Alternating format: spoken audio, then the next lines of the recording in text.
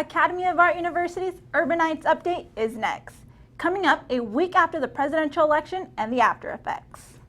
And a new eating disorder on the rise, two extreme weight loss methods coming together and what damage it can cause. The latest on Netflix and some of the changes for people who share an account. And for you die-hard Harry Potter fans, a sneak peek into Fantastic Beasts and where to find them. All that and more next on Urbanites Update.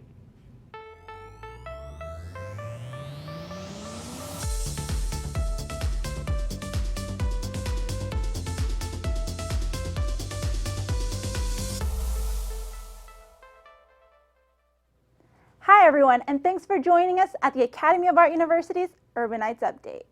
Christian Sprague is with me. I'm Priscilla Mora. Since Election Day, anti-Trump supporters have been upset with the result of the past election. This past weekend, protesters hit the street for the 5th day in a row. They have hit big cities like New York City, Los Angeles, and even here in San Francisco. Protesters are upset about Trump's policies on immigration, healthcare, LGBT rights, and other issues. The LAPD and SFPD are on standby as local schools and colleges have threatened to walk out and hit the streets. However, according to some police stations, the protests are beginning to dwindle, but there is no certainty as to when the protests will end. Documentary filmmaker Michael Moore predicted Trump would become our nation's 45th president. Although an open supporter of Hillary Clinton, Moore believed Trump also won the first presidential debate. But now, despite those claims, Moore thinks Trump may not last his 4-year term, with statements about the new president being narcissistic and only thinking about what's best for him, characteristics that will ultimately lead to Trump's own demise.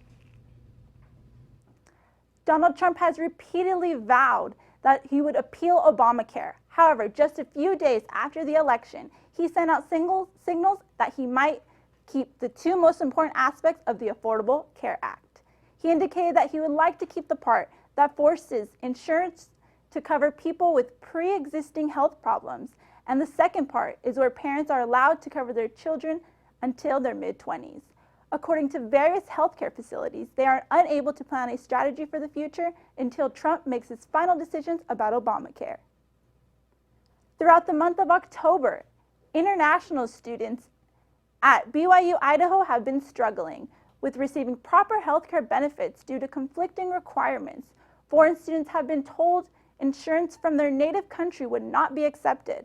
The school needs to provide the information as soon as possible so the international students can make the proper adjustments needed. Although the Affordable Care Act is helpful, it hasn't helped the international students. On top of worrying about school, deadlines, jobs, and so on, students may need to be watching their health a little more closely. Since students aren't provided health insurance, those without may be at risk. Our very own Jade Evans has more on this dilemma. Students come to Academy of Art University from all over the world, but there is just one problem: if they have any type of medical issue, will their insurance be accepted in San Francisco? Most students have health insurance, but it's not accepted by doctors, dentists, or pharmacies in the city. So they are forced to wait until they go home to get treated or to buy over-the-counter drugs. Even though students come to the emergency room to get free help, they still have to pay out of pocket, and the doctors that they are referred to are very expensive. This is Caitlin Strassman, and she has been subject to not receiving medical help because her insurance isn't accepted in San Francisco. My medical insurance has really hindered me in getting help out here. I would say that I'm very limited to a certain area, and the areas that do treat me are very expensive, and again, there's only so many places you can go. So right now for me, since I've been sick for a very long time, the doctors have just been kind of sending me to other doctors, and they're very small-time doctors, granted, but these small-time doctors that treat you are also a lot more expensive than going to see someone that you would normally see at your own medical facility at home. Since I'm a college student, it's hard to afford to go to the doctor, so one of the challenges you have to face is, do you get up and do you go to the doctor, or do you just try to push through it and hope for the best? Which, when you're a part-time worker and then you're going to school full-time, it's hard to balance that. And then on top of being sick, if you can't afford to go to the doctor, I mean, forget about it. Your life is just a mess. This is Jade Evans with your Urban Nights Update. This isn't the only issue it seems students are faced with. A phenomenon known as drunkorexia is on the rise as well. University students are substituting alcohol for food. Students are either avoiding food the night before binge drinking or putting themselves through an intense workout right before drinking. These actions are meant to help people get drunk faster and reduce weight gain. A recent study organized by the University of Houston discovered that 80% of college students had matched in drunkorexia-related behavior. The long-term effects of this trend are advanced eating disorders, liver, heart, and brain damage, as well as a few other serious effects. Sacramento State students admitting that resisting the temptation to binge drinking is difficult. However, both Sac State and UC Davis believes and understands that they cannot stop students from drinking, but they can prevent students from overdoing it. Fox 40 joined a UC Davis police officer and a health educator on Thursday night in Davis, preaching to students to be safe while partying. Many young adults seem to make decisions that contradict themselves on trying to stay fit. Vanessa Salas went out to find more.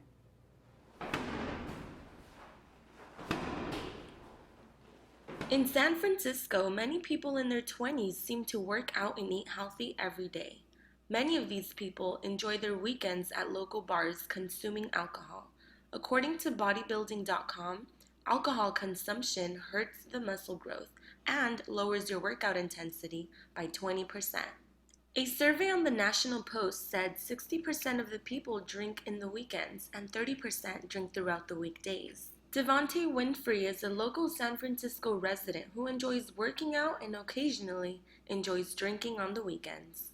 I typically work out about 6 to 7 days a week, on average. Yeah.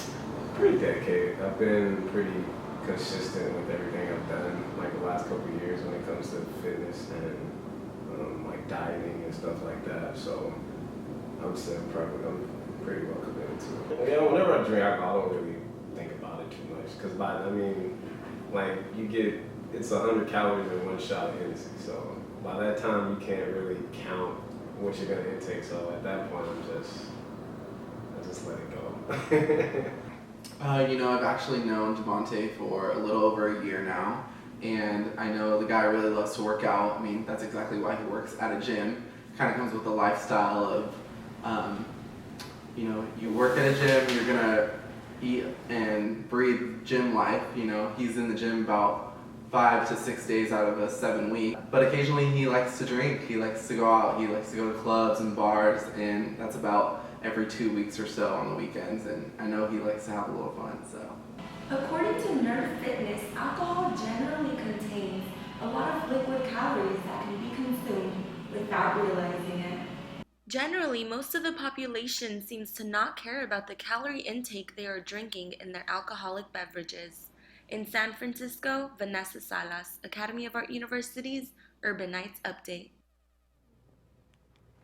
Working out is always the best way to live a healthy lifestyle, regardless of what you eat or drink. Why are there so many females changing their career goal? From STEM to non-STEM in the GCC.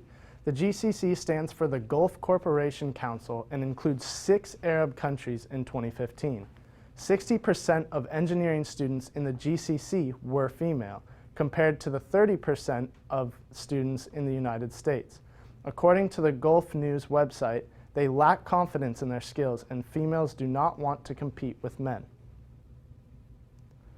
A new study by North Carolina State University shows that women who are undecided about what to study in college tend to gravitate towards sciences.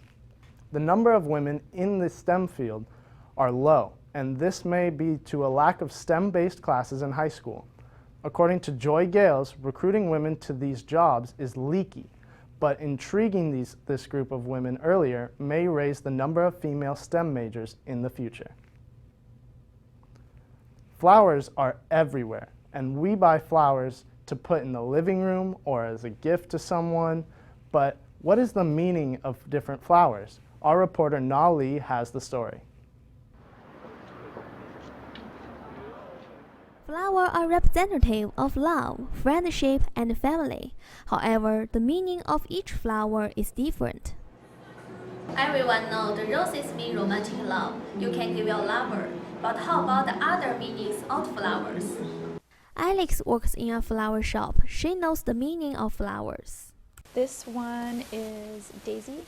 It means like innocence and childhood and fun, playfulness. So a lot of the time people buy it for their friends or for a birthday or a happy occasion. Congratulations. And this one actually is called peony, and the meaning is a lot of people don't know it because even though it's a very beautiful flower, it means anger. And a lot of people have this in their wedding, but they don't know the meaning, I think. We know some meaning of flowers. How about the meaning of different color flowers? The color of the flowers to special meanings. Some of the most common would be white, which is related to innocence and purity. Yellow, we often relate to joy, happiness, and friendship.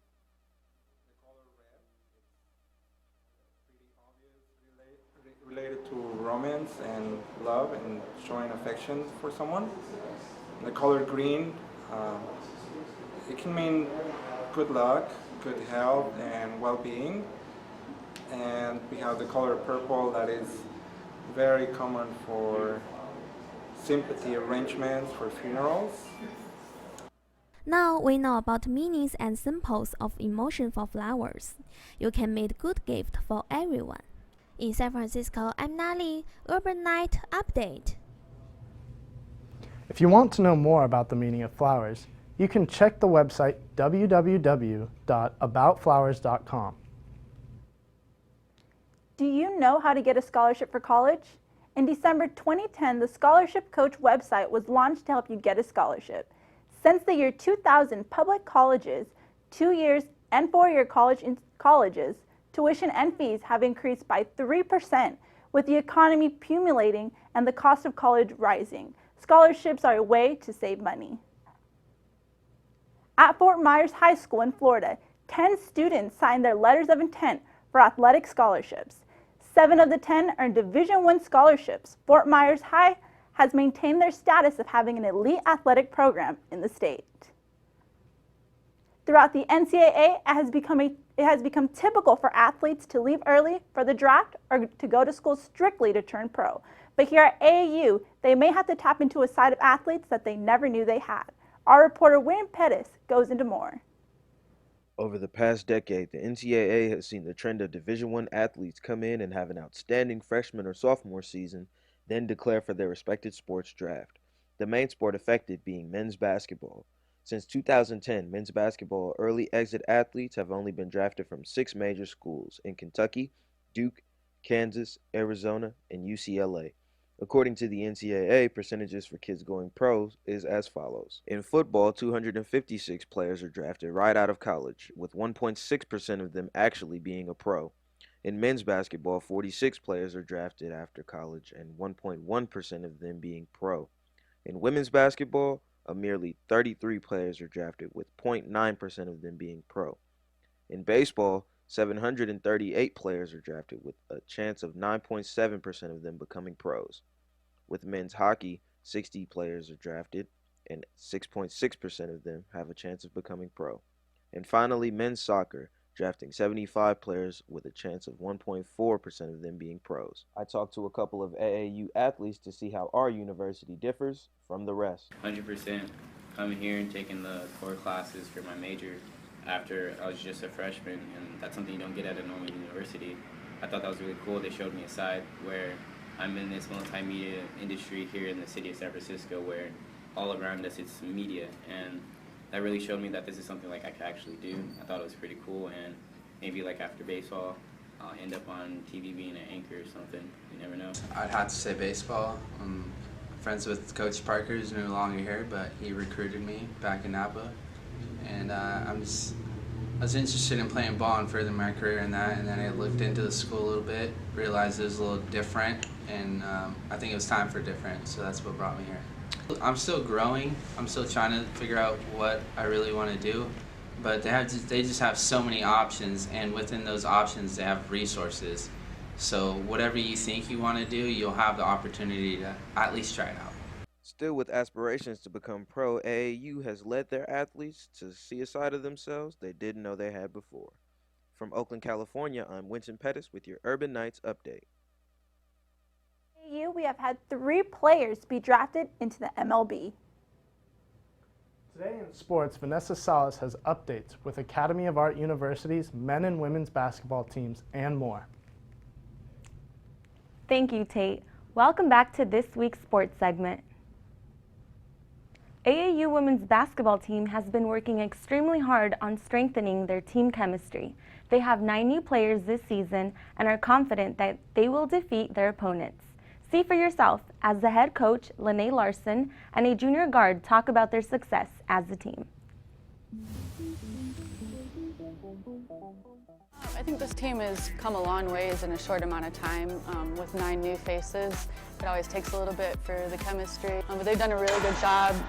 They have a really high basketball IQ, and so it's been easier to transition into the things that we want to do this year. So they've really picked up on things quick. For the team, like 9 new pieces, I feel like we're going to go far, and like on our list is just a championship. Like I have no doubt. Good luck, ladies, on your next game against Stanislaus University. Moving along with AAU men's basketball team, who also have a new couple of players on the team this season. Their team chemistry is also great on and off the court. Take a look at how confident they are as a team.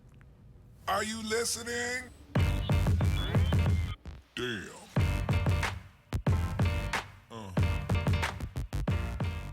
Day one, the intensity has been very high. We do have a lot of new guys this year, but they're doing a really good job of taking these concepts and applying them, on and off the court. We want to make sure that we're ready physically.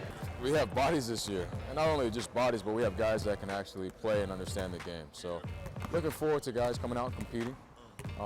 We're starting to put it together just in terms of not only playing hard, but playing smart. The men's basketball team won their last game against Stanislaus University, 88-85. Now with more sports news, our Canadian Olympian gold medalist, Baladi Ajamale, tells us how excited he was when he found out he was running as anchor in the 2016 Olympics. Once Glenroy told me I was running anchor, I was a little bit nervous, of course, because I hadn't run anchor all year. I've been running second leg even in school. So to be told I was running anchor, I was like, okay, just relax, just focus, the same thing I did in London. So when I got out there, I heard the crowd, knew my parents were out there, so I was a little bit looking for them, because in London I couldn't even look up. I was that nervous and scared of the crowd. But at the Olympics, I was just like, all right, just take it in, enjoy yourself, and go out there, have fun. And then once the gun went, just did what we've been practicing for the last, I don't know how long we've been practicing the relay. And once Brendan was coming into me, I saw him reacted and just went. And I felt, that was probably the fastest I'd felt running. I mean, it was so easy for me to run that last leg, and it just felt so efficient to me. And I was happy and proud of how I ran. AAU cannot be any more prouder than to have Baladi representing our school. That's all we have for today in sports. I am Vanessa Salas. Back to you guys in the studio. Who would have thought that standing still and pretending to be a mannequin would ever become a viral challenge? Reporter Beatriz Martinez has more to share.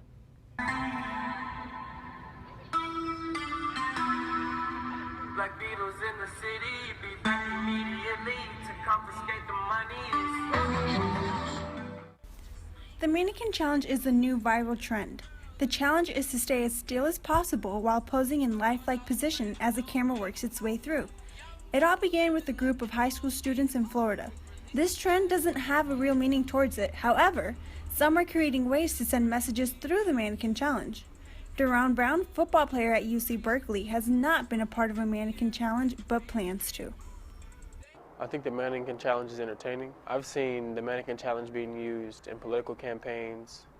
Hillary was using it on her jet. I've seen the Black Lives Matter movement use the Mannequin Challenge to get across a message. Did you see what he was wearing? Yeah, a dark hoodie, like a gray hoodie, and we want justice by any means necessary. I think the Mannequin Challenge is unique because anybody can be a part of it. All you need is a group of people or a group of friends. The Mannequin Challenge creates unique competitiveness throughout the nation, being that it brings together large groups to create new and better mannequin challenges. I think the Mannequin Challenge is super fun. The Mannequin Challenge is different than any other challenge because it gets everyone involved and it's super easy to do, and it gets everyone together and represents each other's clubs and groups as a whole. Both students and athletes in high school and college are taking a part of this challenge, even professional teams like the New York Giants. The Lady of the White House, Michelle Obama, participated in the challenge with the Cavaliers. This trial shows a lot of personality and it tests people's acting skills.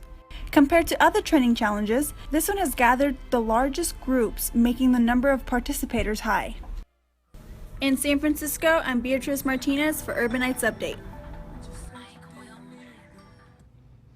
We'll just have to wait and see what challenge the trendsetters come up with next.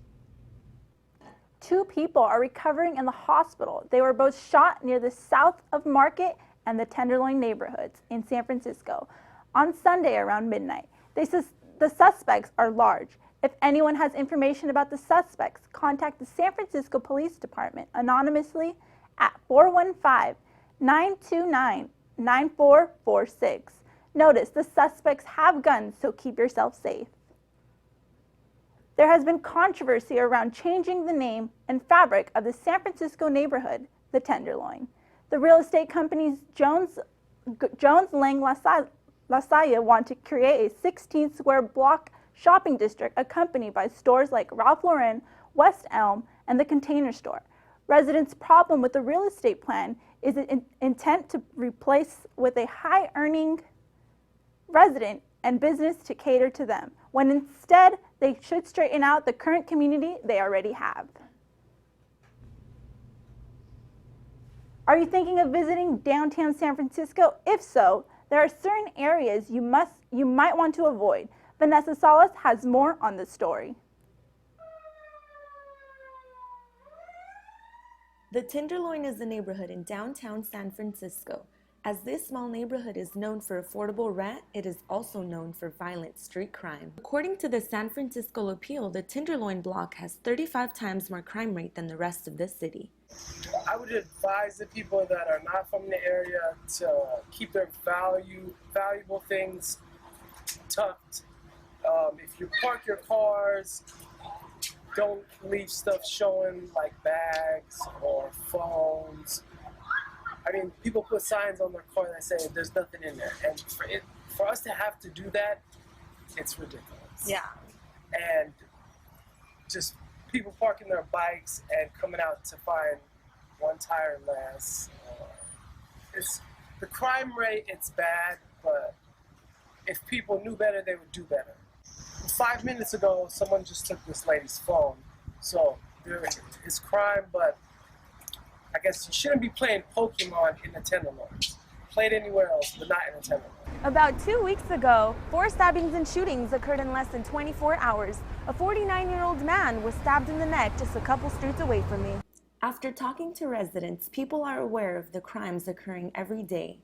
Many told my camera crew to be careful with their equipment, although residents like Eric Fisher had something different to say.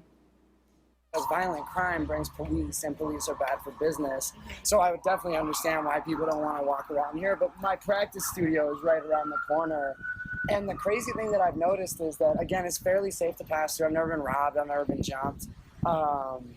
And I noticed that everybody here seems to like know each other too. So just from being around in the neighborhood and like getting food at some of the spots regularly, I know some of the locals by name and just say hi when I pass through. If you plan to visit the Tenderloin, make sure you are aware of your surroundings. In San Francisco, Vanessa Salas, Urbanites Update. 7 out of 10 violent street crimes, such as robberies, aggravated assaults, are made in the Tenderloin. Now we have Preference Dominic with our entertainment news. Thanks, Tate. Hello and welcome to this week's Urban Nights Entertainment. Today we have some new movie releases that will be playing in theaters for you this week. The movie Lion will be in theaters this week. Lion is based off a non-fictional book, A Long Way Home by Saru Brierley. Saru Brierley was separated from his family at the age of 5 and was adopted by an Australian family. As he became older, he begins to search for his long-lost family. Dave Patel, who plays Saru, talks about his thoughts on the movie. How long were you on the train? A couple of days. Couple of days. It would take a lifetime to search all the stations in India.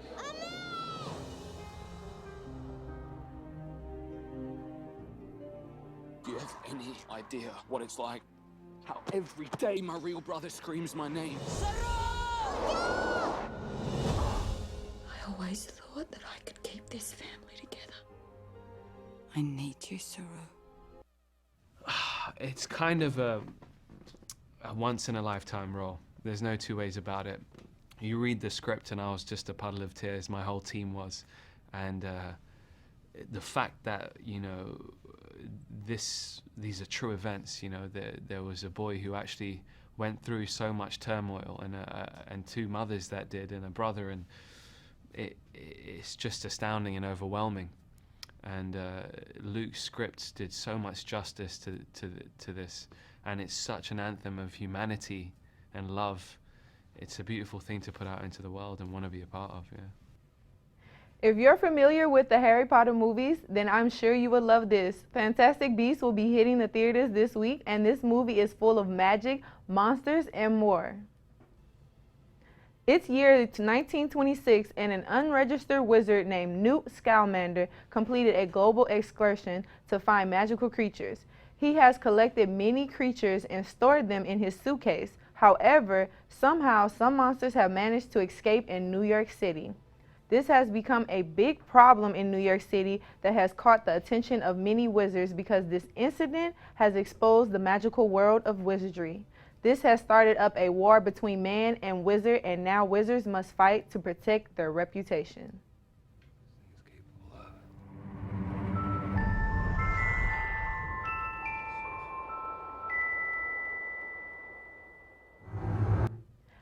I'm sure those will be some pretty good movies to go see. If you're not really into movies at the moment, Lupe Fiasco will be on tour, and he's stopping right here in the Bay Area.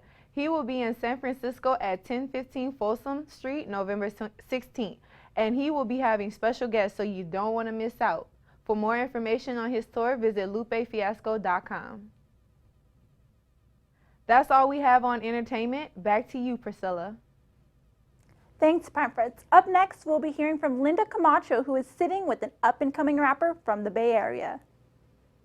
Hello, everybody, and welcome. I'm here with Justin Cagle, local Bay Area rapper. Hi, Justin. How are you doing? Good. How you doing, Linda? Great. I guess my first question would be to ask you, what made you be interested in music and rhyming and lyrics? Well, really, it was just giving a voice to emotion. That's basically where it started. Just speaking what I felt inside and being able to express myself in a different way, and I found my way of expression. So what inspires you to express yourself? Just life in general, people going through the struggle. You know, everyone has their own struggle and no means of success. So mine is making music, and I'll try to tell a story that people can relate to. So how do you balance like all of this, music with, working full time? I know you have some crazy hours. Tell me about your schedule. It's crazy, but anyone who's dedicated and wants to achieve anything great, you have to be busy, you have to keep your time managed. You should be going at it when you're up and sleeping when you sleep, but 18 hours a day, and just time management, really. That's how you manage it. Yep, can't argue with that. So what projects are you working on recently and you see becoming really successful? Well, currently I'm in a group, Class Act, so we're working on our first mixtape. It's called Tsunami. It'll be dropping on the 1st of the year. We've released 3 singles already for that project. We have a couple videos that'll be dropping within the next couple months. So really the whole rest of the year we have music planned to drop, and Tsunami will be our first major project, and we're really excited about it. It's our first complete project, so we'll see how it goes. Sounds great. Yeah. How many songs do you think you write in a week? I write a song a day, at least. At least, Wow. whether it be just to write or it's something that's going to be put together. But try to write a song a day. Keep the mental juices flowing, you know. For sure. So, what would you say to people who are scared to pursue their passion because they don't think they'll make it in the big time? Because I know making it in the big time is 1 in a million. So what makes you think you're going to be that one? Well, first, toss that thought aside and really just set your mind on proving yourself wrong daily. And you should really just set it in your mind that you can achieve anything you set your mind to and work like it. It's really all in the work. You can think you're great, but until you work like you're great, you won't get anywhere. So don't let anyone stop you and work hard. Really, that's all it is. Yep. And that's really it. Just hard work and determination, Exactly. yeah? Exactly. Well, what else would you say to a young person coming into the industry, you know, worried about management and who they can trust with their music? And keep your skin tough, do your homework, school yourself on the aspects of what you need to accomplish, and be able to do it by yourself before you bring someone else in, or you will get taken advantage of. So. Awesome. Thank you so much for joining me. Again, I'm Linda Camacho. Back to you guys. That's all we have for this edition of Academy of Art University's Urban Nights Update. I'm Priscilla Mora. And I'm Christian Sprague. For everyone here, thanks for tuning in. We'll see you back next time.